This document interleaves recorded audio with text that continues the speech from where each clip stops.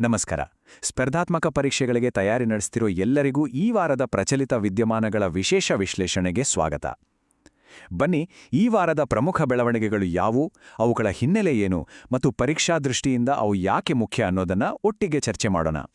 ಕಳೆದ ವಾರ ಇಡೀ ಜಗತ್ತಿನ ಕಣ್ಣು ಮಧ್ಯಪ್ರಾಚ್ಯದ ಮೇಲಿತ್ತು. ಯಾಕಂದ್ರೆ ಅಲ್ಲಿ ಬಹಳ ದಿನಗಳಿಂದ ಒಳಗೊಳಗೆ ಕುದಿಯುತ್ತಿದ್ದ ಭೌಗೋಳಿಕ ರಾಜಕೀಯ ಉದ್ವಿಗ್ನತೆ ಇದೀಗ ಒಂದು ಬಹಿರಂಗ ಸಂಘರ್ಷವಾಗಿ ಸ್ಫೋಟಗೊಂಡಿದೆ.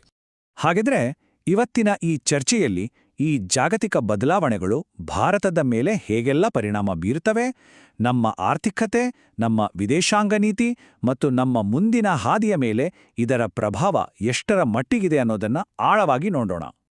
ಸರಿ, ಹಾಗಿದ್ರೆ ನಮ್ಮ ಮೊದಲನೇ ವಿಚಾರಕ್ಕೆ ಧುಮುಕೋಣ. ಅದೇನಂದ್ರೆ ಮಧ್ಯಪ್ರಾಚ್ಯದಲ್ಲಿ ಹೆಚ್ಚಾಗ್ತಿರೋ ಈ ಬಿಕ್ಕಟ್ಟು. ನೋಡಿ, ಈ ಇತ್ತೀಚಿನ ದಾಳಿಗಳು ಒಂದೇ ದಿನದಲ್ಲಿ ಆದದ್ದಲ್ಲ. ಇದರ ಹಿಂದೆ ವರ್ಷಗಳ ಇತಿಹಾಸವಿದೆ. 2018ರಲ್ಲಿ ಅಮೆರಿಕ ಇರಾನ್ ಜೊತೆಗಿನ ಪರಮಾಣು ಒಪ್ಪಂದದಿಂದ ಹಿಂದೆ ಸರಿದಾಗಿಂದಲೇ ಈ ಪ್ರದೇಶದಲ್ಲಿ ಪ್ರಾಕ್ಸಿ ಯುದ್ಧಗಳು ಅಂದ್ರೆ ನೆರಳಿನ ಯುದ್ಧಗಳು ಜೋರಾಗಿದ್ವು. ಈಗ ಅದು ನೇರ ಸಂಘರ್ಷಕ್ಕೆ ತಿರುಗಿದೆ.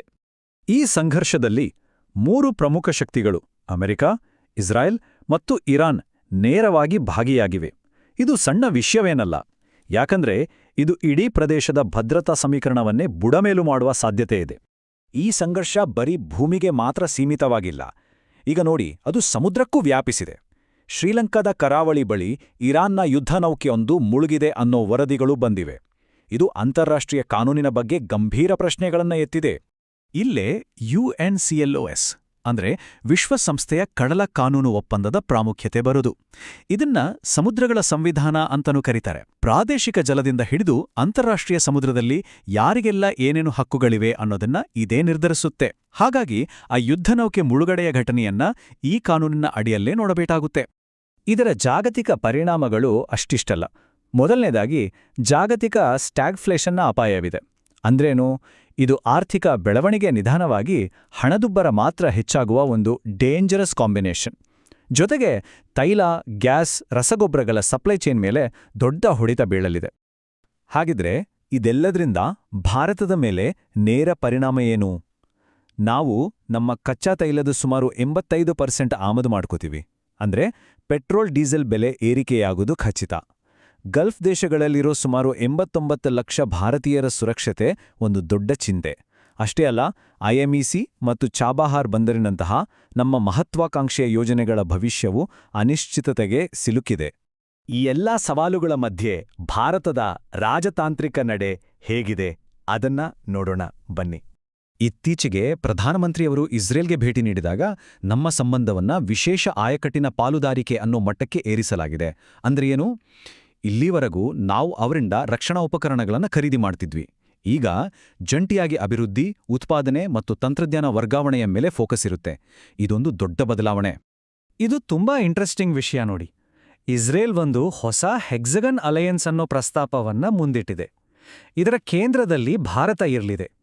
ಇದು ನಮ್ಮ ಜಾಗತಿಕ ಪ್ರಭಾವವನ್ನ ಹೆಚ್ಚಿಸಬಹುದಾದರೂ ಇರಾನ್ನಂತಹ ದೇಶಗಳ ಜೊತೆಗಿನ ನಮ್ಮ ಸಂಬಂಧವನ್ನ ಸ್ವಲ್ಪ ಕಾಂಪ್ಲಿಕೇಟ್ ಮಾಡಬಹುದು. ಇದು ತುಂಬಾನೇ ಸೂಕ್ಷ್ಮವಾದ ಬ್ಯಾಲೆನ್ಸಿಂಗ್ ಆಕ್ಟ್. ಇದು ನಮ್ಮನ್ನ ಒಂದು ಪ್ರಮುಖ ಪ್ರಶ್ನೆಗೆ ತಂದು ನಿಲ್ಲಿಸುತ್ತೆ. ನಾವು ಪಶ್ಚಿಮ ಏಷ್ಯಾದಲ್ಲಿ ಒಂದು ಸಂಪೂರ್ಣ ಹೊಸ ಭದ್ರತಾ ವ್ಯವಸ್ಥೆಯ ಉದಯವನ್ನ ನೋಡ್ತಾ ಇದ್ದೀವಾ? ಇನ್ನೊಂದು ರಾಜತಾಂತ್ರಿಕ ಬೆಳವಣಿಗೆ ಅಂದ್ರೆ ಯುರೋಪಿಯನ್ ಯೂನಿಯನ್ ಜೊತೆಗಿನ ವ್ಯಾಪಾರ ಒಪ್ಪಂದದ ಮಾತುಕತೆಗಳಲ್ಲಿ MFN ಅಂದ್ರೆ ಅತ್ಯಂತ ಆದ್ಯತೆಯ ರಾಷ್ಟ್ರ ಸ್ಥಾನಮಾನದ ಬಗ್ಗೆ ಚರ್ಚೆಯಾಗಿದೆ. ಇದರ ಮೂಲತತ್ವ ಒಂದೇ. ನೀವು ಒಬ್ರಿಗೆ ಒಂದು ವ್ಯಾಪಾರ ರಿಯಾಯಿತಿ ಕೊಟ್ರೆ ಅದೇ ರಿಯಾಯಿತಿಯನ್ನ ಬೇರೆ ಎಲ್ಲಾ ಸದಸ್ಯ ರಾಷ್ಟ್ರಗಳಿಗೂ ಕೊಡಬೇಕು. ಯಾರ ಜೊತೆನೂ ತಾರತಮ್ಯ ಮಾಡಬಾರದು. ಸರಿ, ಈಗ ಜಾಗತಿಕ ವಿಷಯಗಳಿಂದ ನಮ್ಮ ದೇಶದ ಒಳಗಿನ ಆರ್ಥಿಕ ವಿಚಾರಗಳಿಗೆ ಬರೋಣ. ಈ ವಾರದ ಹೆಡ್ಲೈನ್ ಅಂದ್ರೆ ಇದೆ. ಹೊಸ ಸರಣಿಯ ಪ್ರಕಾರ ನಮ್ಮ GDP ಈ ಹಣಕಾಸು ವರ್ಷದಲ್ಲಿ ಬರೋಬ್ಬರಿ 7.6% ಬೆಳೆಯೋ ನಿರೀಕ್ಷೆ ಇದೆ. ಜಾಗತಿಕವಾಗಿ ಅನಿಶ್ಚಿತತೆ ಇದ್ರೂ ನಮ್ಮ ಆರ್ಥಿಕತೆ ಎಷ್ಟು ಸದೃಢವಾಗಿದೆ ಅನ್ನೋದನ್ನ ಇದು ತೋರಿಸುತ್ತೆ. 16ನೇ ಹಣಕಾಸು ಆಯೋಗದಿಂದ ಒಂದು ಬಹುಮುಖ್ಯ ಶಿಫಾರಸು ಬಂದಿದೆ. ಕೇಂದ್ರ ಸರ್ಕಾರಕ್ಕೆ ಬರುವ ತೆರಿಗೆಯಲ್ಲಿ ರಾಜ್ಯಗಳ ಪಾಲನ್ನ 41%ನಲ್ಲೇ ಮುಂದುವರಿಸಲಾಗಿದೆ. ಅಂದ್ರೆ ರಾಜ್ಯಗಳಿಗೆ ಸಿಗಬೇಕಾದ ಪಾಲು ಮೊದಲಿನಷ್ಟೇ ಇದೆ. ಕೇಂದ್ರ ರಾಜ್ಯ ಹಣಕಾಸು ಸಂಬಂಧಗಳಲ್ಲಿ ಇದೊಂದು ಸ್ಥಿರತೆಯ ಸಂಕೇತ. ಆತ್ಮನಿರ್ಭರ ಭಾರತದ ಕನಸಿಗೆ ಒಂದು ದೊಡ್ಡ ಬೂಸ್ಟ್ ಅಂತಾನೆ ಹೇಳ್ಬೋದು. ಭಾರತದ ಮೊದಲ ಸೆಮಿಕಂಡಕ್ಟರ್ ಘಟಕ ಉದ್ಘಾಟನೆಯಾಗಿದೆ. ಮೊಬೈಲ್ನಿಂದ ಹಿಡಿದು ಯುದ್ಧ ವಿಮಾನದವರೆಗೆ ಎಲ್ಲದಕ್ಕೂ ಬೇಕಾದ ಈ ಚಿಪ್ಗಳಿಗಾಗಿ ನಾವು ಸಂಪೂರ್ಣವಾಗಿ ಆಮದಿನ ಮೇಲೆ ಅವಲಂಬಿತರಾಗಿದ್ವಿ. ಈಗ ಆ ಪರಿಸ್ಥಿತಿ ಬದಲಾಗಲಿದೆ. ಕೊನೆಯದಾಗಿ ಇನ್ನೆರಡು ಪ್ರಮುಖ ರಾಷ್ಟ್ರೀಯ ಸುದ್ದಿಗಳನ್ನ ಬೇಗ ನೋಡ್ಬಿಡೋಣ. ಒಂದ್ಕಡೆ ನಮ್ಮ ನೌಕಾಪಡೆಗೆ INS ಆಂಜದೀಪ್ ಅನ್ನೋ ಹೊಸ ಸ್ವದೇಶಿ ನಿರ್ಮಿತ ಯುದ್ಧನೌಕೆಯ ಸೇರ್ಪಡೆಯಾಗಿದೆ. ಇದು ನಮ್ಮ ಕಡಲ ಭದ್ರತೆಯನ್ನು ಹೆಚ್ಚಿಸುತ್ತೆ. ಇನ್ನೊಂದು ಕಡೆ ಕೆನಡಾ ಜೊತೆ ಯುರೇನಿಯಂ ಪೂರೈಕೆಗಾಗಿ ಒಪ್ಪಂದ ಮಾಡ್ಕೊಂಡಿದ್ವಿ. ಇದು ನಮ್ಮ ಇಂಧನ ಭದ್ರತೆಗೆ ಬಹಳ ಮುಖ್ಯ. ಹಾಗಿದ್ರೆ ಈ ವಾರದಿಂದ ನಾವು ಕಲಿಬೇಕಾದ ಪಾಠ ಏನು? ಒಂದೇ ವಾಕ್ಯದಲ್ಲಿ ಹೇಳೋದಾದ್ರೆ, ಭಾರತ ಹೊರಗಿನಿಂದ ಬರುವ ಸವಾಲುಗಳನ್ನು ಎದುರಿಸ್ತಲೇ ಒಳಗಿನ ಆರ್ಥಿಕ ಮತ್ತು ಭದ್ರತಾ ವ್ಯವಸ್ಥೆಗಳನ್ನು ಇನ್ನಷ್ಟು ಬಲಪಡಿಸ್ತಿದೆ. ಇದೊಂದು ಸಮಗ್ರವಾದ ಕಾರ್ಯತಂತ್ರ. ಕೊನೆಯದಾಗಿ ನಿಮ್ಮೆಲ್ಲರ ಮುಂದೊಂದು ಯೋಚನೆಗೆ ಹಚ್ಚುವ ಪ್ರಶ್ನೆ. ಇಡೀ ಜಗತ್ತು ಹೀಗೆ ವಿಭಜನೆ ಆಗ್ತಿರುವಾಗ ಭಾರತದ ಆರ್ಥಿಕ ಶಕ್ತಿ ಮತ್ತು ಅದರ ರಾಜತಾಂತ್ರಿಕ ಚಾಣಾಕ್ಷತನ ನಮ್ಮ ದೇಶಕ್ಕೆ ಒಂದು ಸ್ವತಂತ್ರ ವಿದೇಶಾಂಗ ನೀತಿಯನ್ನ ಅಂದ್ರೆ ಆಯಕಟ್ಟಿನ ಸ್ವಾಯತ್ಯತೆಯನ್ನ ಕಾಪಾಡಿಕೊಳ್ಳಲು ನಿಜವಾಗಿಯೂ ಸಹಾಯ ಮಾಡುತ್ತಾ? ಯೋಚಿಸಿ. ಅಗ್ನಿವೀರ್ ಸ್ಪರ್ಧಾತ್ಮಕ ಪರೀಕ್ಷೆಗೆ ತಯಾರಿ ನಡೆಸೋರಿಗೆ ಇಲ್ಲಿದೆ ಒಂದು ಒಳ್ಳೆ ಸುದ್ದಿ. ಈ ತರಬೇತಿ ಶುರು ಮಾಡೋ ಮೊದಲು ನರೇನ್ ಅಕಾಡೆಮಿ ಅಂದ್ರೆ ಏನು ಅಂತ ನೋಡೋಣ ಬನ್ನಿ. ನರೇನ್ ಅಕಾಡೆಮಿ ಒಂದು ಸಾಮಾಜಿಕ ಸಂಸ್ಥೆ. ವಿದ್ಯಾರ್ಥಿಗಳಿಗೆ ಸಹಾಯ ಮಾಡೋದೇ ಇವರ ಮುಖ್ಯ ಉದ್ದೇಶ. ಅದರಲ್ಲೂ ತುಂಬಾನೇ ಕಡಿಮೆ ಖರ್ಚಿನಲ್ಲಿ ಸ್ಪರ್ಧಾತ್ಮಕ ಪರೀಕ್ಷೆಗಳಿಗೆ ತರಬೇತಿ ಕೊಡೋದು ಇವರ ವಿಶೇಷತೆ. ಹೌದು, ಈಗ ಅಗ್ನಿವೀರ್ ಪರೀಕ್ಷೆಗೂ ತಯಾರಿ ಶುರುವಾಗಿದೆ. ಏನಿದೆ ಈ ಕೋರ್ಸ್ನಲ್ಲಿ? ಗಣಿತ, ತರ್ಕಶಾಸ್ತ್ರ ಮತ್ತೆ ಸಾಮಾನ್ಯ ಜ್ಞಾನ. ಪರೀಕ್ಷೆಗೆ ಬೇಕಾದ ಎಲ್ಲವನ್ನೂ ಇಲ್ಲಿ ಕವರ್ ಮಾಡ್ತಾರೆ. ಸೇರೋದು ತುಂಬಾ ಸಿಂಪಲ್. ಗೂಗಲ್ ಪ್ಲೇಸ್ಟೋರ್ನಿಂದ ನರೇನ್ ಅಕಾಡೆಮಿ ಆಪ್ ಡೌನ್ಲೋಡ್ ಮಾಡಿದರೆ ಸಾಕು. ಒಂದು ಮುಖ್ಯವಾದ ವಿಷಯ ಅಂದ್ರೆ ತರಗತಿಗಳು ಮಾರ್ಚ್ ಕೊನೆ ವಾರದಿಂದ ಶುರುವಾಗುತ್ತೆ.